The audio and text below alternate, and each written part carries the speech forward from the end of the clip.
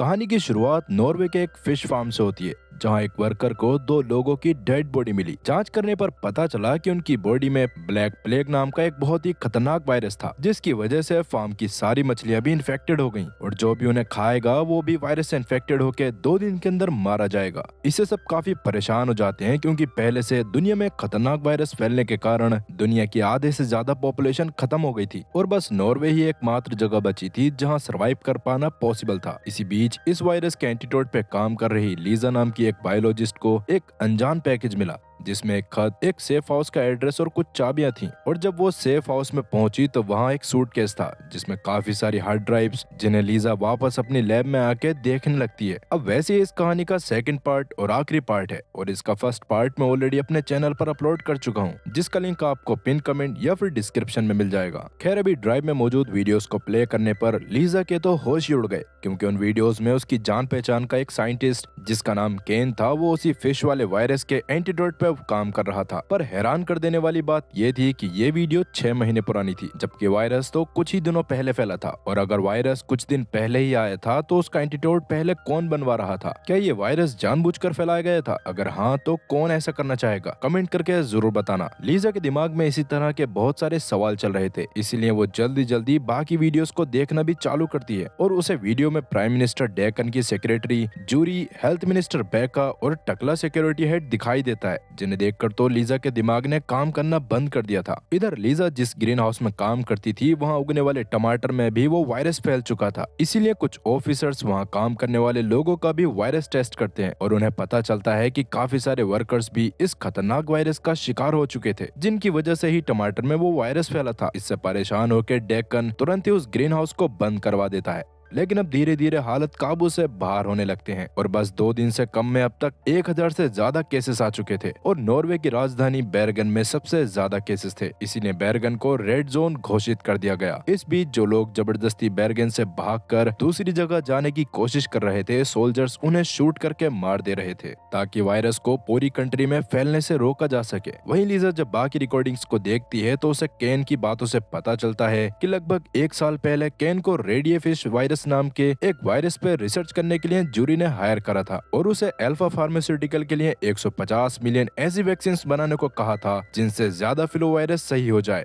और उन वायरस में रेडियो फ्लू वायरस और ब्लैक प्लेग का नाम भी शामिल था। ये सारी रिसर्च उसी फिश फार्म में चल रही थी, जिसके बारे में किसी को कुछ नहीं पता था। लेकिन रिसर्च के दौरान 2 रिसर्चर्स उस वायरस से इन्फेक्ट होकर मारे गए, जिनके बारे में कभी किसी को कुछ बताया भी नहीं गया। ये पता चलने पर लीजा और ज्यादा परेशान होने लगती है और अब उसे लग रहा था कि ये सब डेकन खुद जानबूझकर ना करवा रहा हो, ताकि बाद में वो एकदम से वैक्सीन लोगों के सामने लाके हीरो बन सके। लेकिन लीजा के लिए भी इस बात पर भरोसा करना बहुत ज्यादा मुश्किल था, क्योंकि डेकन एक्चुअली में एक बहुत ही अच्छा आदमी था। पर सच का पता लगाने के लिए वो उस वीडियो को लेके अपोजिशन पार्टी के लीडर डेविड के पास जाती है, जो खुद भी उस वीडियो को देखकर काफी हैरान हो गया और अपोजिशन में होने के बाद भी उसे भरोसा नहीं हो रहा था कि डेकन जैसा बंदा इतना खतरनाक काम कैसे कर सकता है। और क्योंकि डेकन की इमेज सभी लोगों के सामने सच में काफी अच्छी थी, इसीलिए वो डायरेक्ट उस पर इल्जाम नहीं लगा सकता था, जिसकी वजह से डेविड डिसाइड करता है कि वो अपनी तरफ से सब चीजों की इन्वेस्टिगेशन करेगा और उसकी इन्वेस्टिगेशन तक लीजा इन हार्ड ड्राइव्स को संभाल कर रखेगी। फिर अगर इन्वेस्टिगेशन में पता चलता है कि डेकन इस सब में शामिल है, तो डेविड तख्ता पलट करके डेकन को कड़ी से कड़ी सजा देगा। इस पर लीजा मानकर अपने घर में आ जाती है,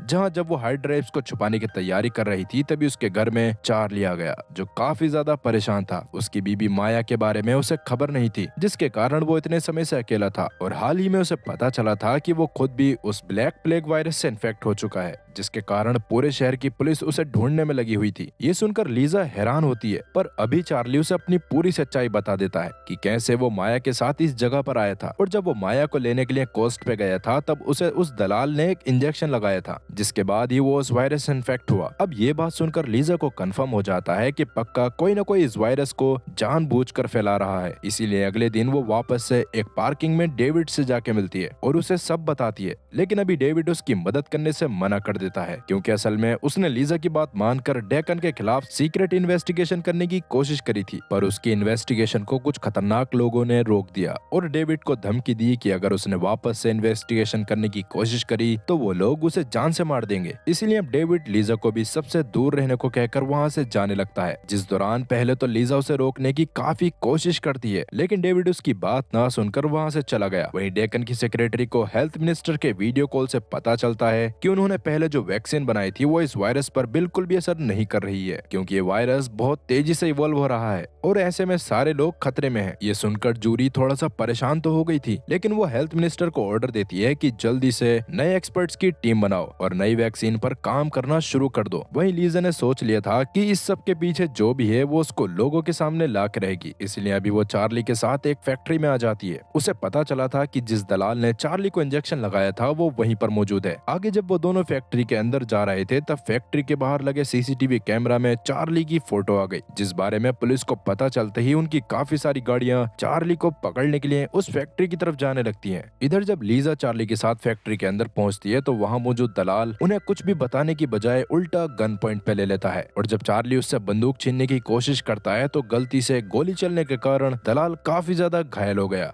उतने में ही पुलिस टीम भी बाहर पहुंच चुकी थी, जो तुरंत अंदर की तरफ आके चार्ली के साथ साथ दलाल के भी कुछ लोगों को गिरफ्तार करती है, जो देखकर लीजा अपने हाथ ऊपर करके बाहर आ गई और पुलिस वालों से दलाल की जान बचाने के लिए एम्बुलेंस बुलाने को कहती है, मगर पुलिस वाले उसकी बात नहीं सुनते और उसे भी गिरफ्तार करके जेल में डाल देते हैं। अपने सेल में लीजा की हालत भी थोड़ी खराब होने लग गई थी, जिससे उसे पता चला कि वो खुद भी उस वायरस से इन्फेक्ट हो चुकी है। तभी डॉक्टर्स की एक टीम आके लीजा के टेस्ट करने के लिए उसके सैंपल्स लेती है और उनसे ही बात करके लीजा को पता चलता है कि लीजा की सच्चाई पता करने वाली हरकत उसके ऊपर ही भारी पड़ गई है, क्योंकि जैसा कि उसे उस फैक्ट्री से गिरफ्तार करा गया था जहां दलाल और उसके साथी मौजूद थे, तो सबको यही लग रहा था कि लीजा भी उन लोगों के साथ मिली हुई है। ये सुनकर तो लीजा के होश उड़ गए। साथ ही थोड़ी देर बाद जब जस्टिस मिनिस्टर लीजा के पास आके उसे इंटेरोगेट करती है तो लीजा को यह भी पता चलता है कि वो दलाल लोगों को नॉर्वे में लाने के साथ साथ ड्रग्स और इंसानों की स्मगलिंग भी करा करता था और वही उन दोनों लोगों को भी नॉर्वे में लेके आया था, जिनकी वजह से फिश फार्म में वायरस फैला था और अब इन सभी कामों के चार्जेस लीजा के ऊपर भी लगने वाले थे।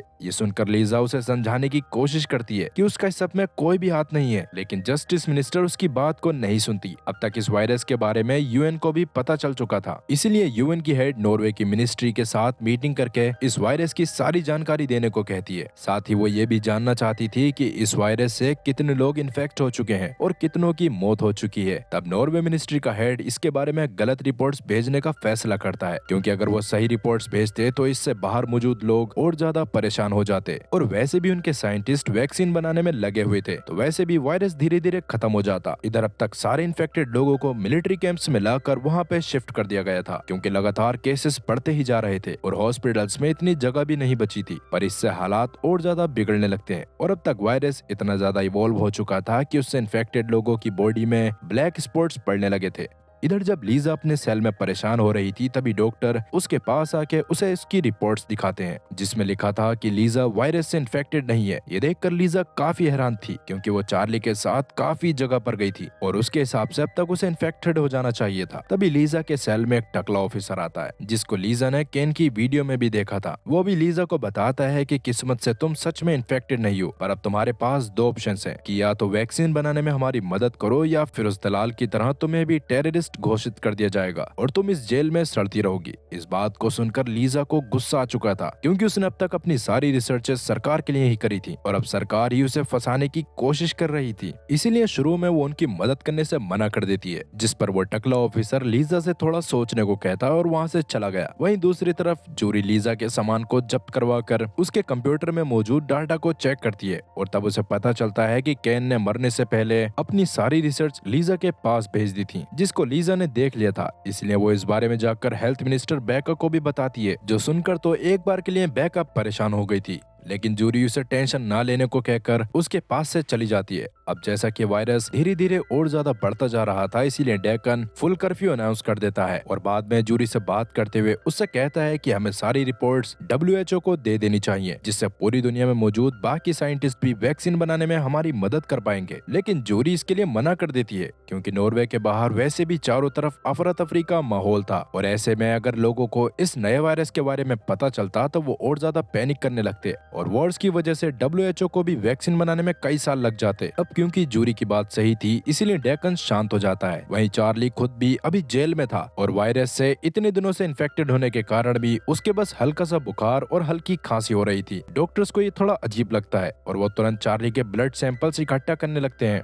अब इसके अगले दिन नॉर्वे में ब्लैक प्लेग वायरस और तेजी से फैलता है और एक दिन में 2000 से ज्यादा नए केस आते हैं, जिन्हें देखकर वो टकला ऑफिसर वापस से लीजा के पास आता है और उसे सारी सिचुएशन के बारे में बताकर वैक्सीन बनाने में मदद करने को कहता है। इस पर लीजा ने अभी भी मना कर दिया था क्योंकि उसके हिसाब से वायरस को फैलने में डेकन का ही हाथ था। इस पर टकला ऑफिसर उसको क्लियर करता है कि असल में उन्होंने कैन से उस वायरस को बनवाया था ताकि बाहर से आने वाले लोग अपने साथ अगर कोई और फ्लू वायरस भी लेके आए तो भी उन्हें क्योर करा जा सके। और जैसा कि 60% खाना उसी फिश फार्म से आ रहा था, इसलिए फिशेस के ऊपर रिसर्च करके पता लगाया था कि आगे चलकर फिशेस के जरिए कौन सा वायरस इंसानों में फैल सकता है। उसमें ही ब्लैक प्लेग और रेड आई फ्लू सामने आया था। इसलिए सच में प्राइम मिनिस्टर डेकन का इस वायरस से कोई भी लेना देना नहीं है और उसे खुद को भी कंफर्म नहीं है कि ये वायरस इतना ज्यादा कैसे फैल गया। और अभी वो लीजा के पास आखिरी बार मदद मांगने के लिए आया है। अगर वो इस बार नहीं मानती तो वो लोग उसे एक दूसरी जेल में शिफ्ट कर देंगे और लीजा के लिए बाद में अपने आप को बचाना बहुत ज्यादा मुश्किल हो जाएगा। ये सब सुनने के बाद लीजा अपने टेबल पर रखे कॉन्ट्रैक्ट को देखने लगती है और फाइनली सरकार का साथ देने के लिए उसके ऊपर साइन कर देती है, जिसके बाद कुछ लोगों के साथ उसे उस लैब में भेज दिया जाता है जहां वायरस के एंटीडोट के ऊपर वर्क चल रहा था। इसी बीच में पीपीई किट पहनकर दो लोग चार्ली के सेल के पास जाते हैं और उसे जान से मारने के लिए उसके सेल में कार्बन गैस छोड़ देते हैं, जिसके बाद उसकी बॉडी के पास जाके रूम को ऐसे सेट करने लगते हैं जैसे चार्ली ने बेडशीट से खुद को जान से मारा हो। लेकिन इसी बीच चार्ली की सेल के पास जेल की एक डॉक्टर आने लगती है, जिसे देखकर वो दोनों लोग वहाँ से भाग जाते हैं और वो डॉक्टर जल्दी से चार्ली को एक हॉस्पिटल में एडमिट करवाती है। किस्मत से चार्ली कार्बन गैस से बस बेहोश हुआ था और अभी हॉस्पिटल में उसकी जान बचा ली गई थी। जिसके बाद चार्ली को भी मिलिट्री कैंप में बाकी इन्फेक्टेड लोगों के साथ शिफ्ट कर दिया गया, जहाँ चार्ली से मिलने लीजा भी आई, जो चार्ली को जिंदा देखकर काफी खुश होती है।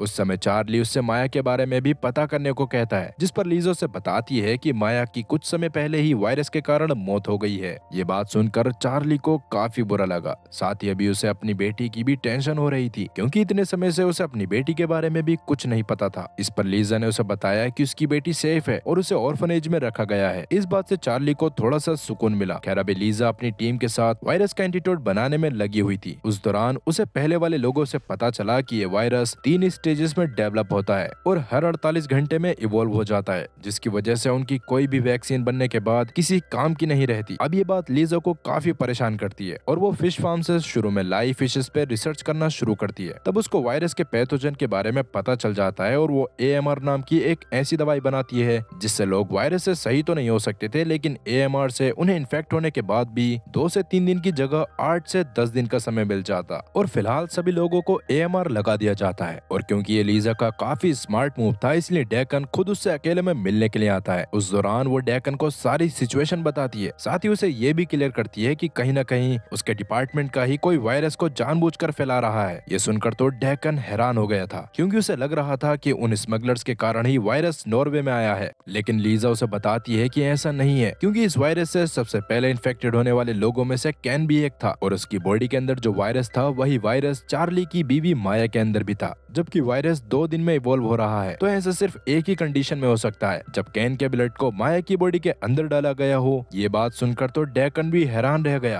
क्योंकि अब तक उसे इसके बारे में कोई अंदाजा नहीं था और फिलहाल उसका सारा शक जूरी के ऊपर ही जा रहा था। साथ ही डेकन लीजा से वादा भी करता है कि अगर सच में ये सब उसके ही डिपार्टमेंट के किसी इंसान के कारण हो रहा है तो डेकन उसको बिल्कुल नहीं छोड़ेगा और उसके बारे में पब्लिक को भी बता देगा। ये बात सुनकर लीजा को अब डेकन पे पूरी तरह से भरोसा हो गया कि सच में डेकन को इस सब के बारे में कुछ नहीं पता।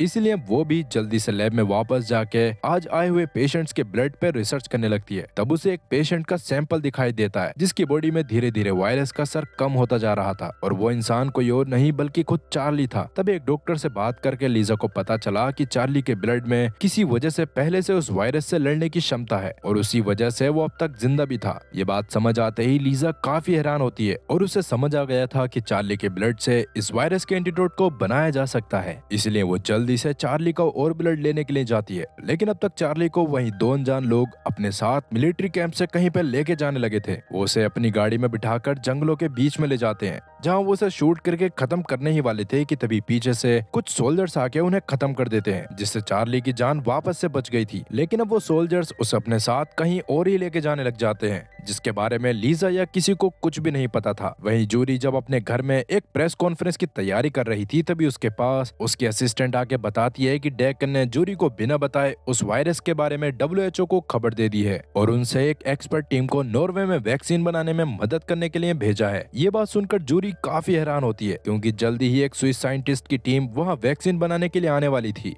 जबकि जूरी नहीं चाहती थी कि वायरस खत्म हो, इसलिए अभी वो कुछ सोचने लगती है। वहीं जब डेकन अपने गार्ड्स के साथ स्विस साइंटिस्ट का स्वागत करने जाता है, तभी उन साइंटिस्ट को वापस आने के ऑर्डर मिलते हैं, क्योंकि उन्हें पता चला था कि उनकी इस जगह पे आने वाली एप्लीकेशन नॉर्वे की गवर्नमेंट की तरफ से अप्रूव नहीं करी गई है, जिसका मतलब उन्हें वहाँ रहने के कोई पैसे नहीं मिलेंगे। ये सुनकर डेकन काफी हैरान होता है, क्योंकि उसने खुद उन लोगों की एप्लीकेशन को अप्रूव करा था। वो अभी साइंटिस्ट से उसके घर पे चलने को कह ही रहा था कि तभी अचानक से मिलिट्री वाले अपने 3 हेलीकॉप्टर्स को हवा में लाकर बताते हैं कि सिचुएशन के ज्यादा खराब होने के कारण वो लोग अब सारी चीजों को कंट्रोल करेंगे और अगर किसी ने उनके ऑर्डर्स का उल्लंघन करने की कोशिश करी तो उसे तुरंत गोली मारकर खत्म कर दिया जाएगा। ये बात सुनते ही डेकन के गार्ड्स उसे जल्दी से अपने साथ उसके घर में ले जाते हैं, जहाँ जाके उसे जूरी से पता चलता है कि ये सब भी जूरी का ही करा हुआ है और उसने ही साइंटिस्ट के अप्रूवल्स को भी बाद में रिजेक्ट कर दिया था। शुरू में तो डेकन को इसका कारण समझ नहीं आता, जिस पर जूरी बताती है कि आज से 8 महीने पहले उसे फिश फार्म में मौजूद कुछ बीमार मछलियों के बारे में पता चला था, जिनको वहाँ के मैनेजर ने ही एक दवाई देके सही कर दिया था ताकि आगे कोई खतरनाक वायरस स्प्रेड ना हो।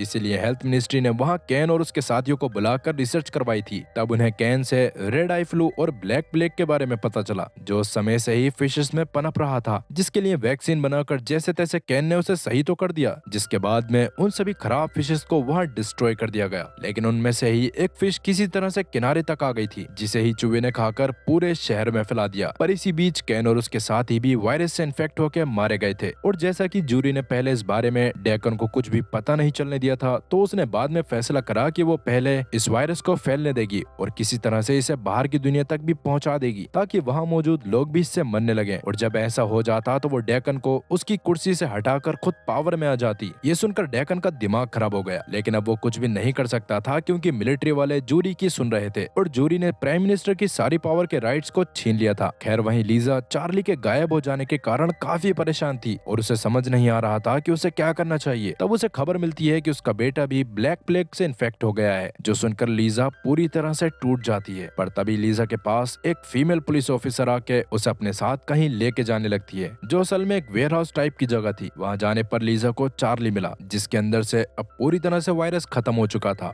और तभी वहाँ एक मिलिट्री का ऑफिसर आता है, जिसे असल में काफी समय पहले ही जूरी के प्लान के बारे में पता चल गया था, लेकिन छोटी पोस्ट होने के कारण वो किसी को ऑर्डर नहीं दे सकता था। पर बाद में जब उसे पता चला कि जूरी चार्ली को मारना चाहती है ताकि उसके ब्लड से वैक्सीन को ना बनाया जा सके, तब उसने खुद चार्ली की मदद करी थी और बाद में उसकी जान बचाने के लिए उसे वेयर हाउस में लेके आ गया था।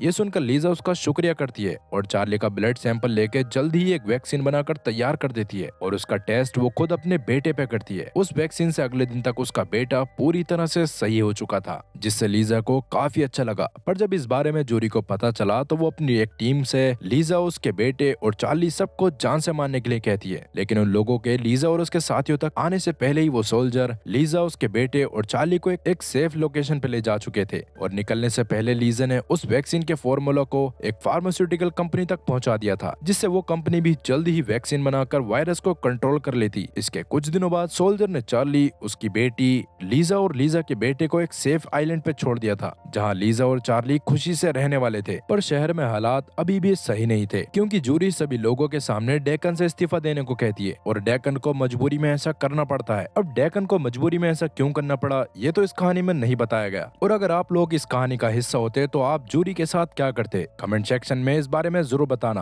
खैर इसी के साथ ये कहानी भी यहीं पर खत्म होती है। तो दोस्तों ये कहानी आपको कैसी लगी हमें कमेंट करके जरूर बताएं। साथ ही वीडियो को लाइक करें और चैनल को सब्सक्राइब करना ना भूलें। मिलते हैं अगली वीडियो में, तब तक के लिए गुड बाय।